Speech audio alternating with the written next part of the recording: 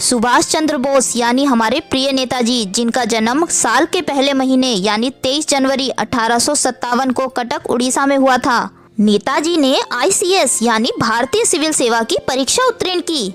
सुभाष चंद्र बोस को नेताजी का नाम जर्मनी में भारतीयों ने दिया था, जहां उन्होंने अपने नेतृत्व में आजाद हिंद फौज की स्थापना की। उनकी बहादुरी, अद्वितीय नेतृत्व और भारत की आजादी के लिए संघर्ष के कारण लोग उन्हें इस सम्मानित नाम से पुकारने लगे। सुभाष चंद्र बोस ने मुख्य रूप से तुम मुझे खून दो, मैं तुम्हें आजादी दूंगा, दिल्ली चलो और जय हिंद जैसे नारे दिए। इन नारों से वे भारतीयों में आजादी के प्रति जोश, बलिदान और एकता की भावना जगाना चाहते थे, ताकि हर व्यक्ति स्वतंत्रता के लक्ष्य के लिए एकजुट होकर लड़ सके। सुभाष चंद्र बोस ने 1939 में कांग्रेस छोड़ दी थी, क्योंकि उनकी विचारधारा महात्मा गांधी और अन्य कांग्रेस के नेताओं से अलग थी। गांधी जी अहिंसा के माध्यम से स्वतंत्रता चाहते थे, जबकि सुभाष चंद्र बोस अधिक आक्रामक और सशस्त्र मार्ग अपनाना चाहते थे। बोस जी ने स्वतंत्रता की लड़ाई में जापान और जर्मनी जैसे देशों की मदद ली। बोस जी ने जर्मनी और जापान जैसे देशों से समर्थन प्राप्त कर भारतीय स्वतंत्रता संग्राम को अंतर्राष्ट्रीय मंच पर पहुंचा दिया। नेताजी का उद्देश्य धर्म और जाति से ऊपर उठकर भारतीयों को एकजुट करने का था। बोस जी का उद्देश्य सशस्त्र क्रांति के जरिए भारत को स्वतंत्रता दिलाना था। इसीलिए बोस जी ने देशवासियों से कहा, स्वतंत्रता दी नहीं जाती, ली जाती है। यह हमारा कर्तव्य है कि हम अपनी स्वतंत्रता के लिए अपने खून से भुगतान करें। द्वितीय विश्व युद्ध के दौरान बोस जी ने ब्रिटिश हुकूमत के खिलाफ स्वतंत्रता संग्राम को और भी तेज कर दिया।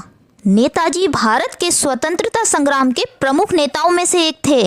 नेताजी ने 2 बार भारतीय राष्ट्रीय कांग्रेस के अध्यक्ष के तौर पर कार्य किया था। नेताजी ने बर्लिन में फ्री इंडिया सेंटर की स्थापना की। साथ ही उन्होंने आजाद हिंद रेडियो की भी शुरुआत की। नेताजी सुभाष चंद्र बोस की मृत्यु 18 अगस्त 1945 को एक विमान दुर्घटना में हुई थी। यह दुर्घटना ताइवान के ताइहोकू में हुई थी। उस समय नेताजी जापान के नियंत्रण वाले क्षेत्र से मंजूरी प्राप्त कर भारत वापस आने की योजना बना रहे थे, ताकि वे अपनी मातृभूमि को आज़ाद करा सकें। नेताजी के साथ उनके कुछ साथी भी विमान में मौजूद थे। विमान की उड़ान भरने के तुरंत बाद इंजन में खराबी आई और यह विमान दुर्घटनाग्रस्त हो गया। इसके विपरीत कुछ लोगों का यह भी मानना था कि यह विमान हादसा कोई दुर्घटना नहीं, साजिश थी। इसीलिए भारत सरकार ने सुभाष चंद्र बोस की मृत्यु की जांच के लिए कई आयोग गठित किए। 1956 में शाहनवाज आयोग और 1970 में खोसला आयोग, जिसने यह निष्कर्ष निकाला कि बोस जी विमान दुर्घटना में मारे गए। लेकिन 1999 में गठित मुखर्जी आयोग ने 2005 में यह कहा कि नेताजी की मृत्यु का कोई ठोस परिणाम नहीं मिला। इन आयोगों की रिपोर्ट के बावजूद नेताजी की मृत्यु का रहस्य पूरी तरह से सुलझाया नहीं जा सका है।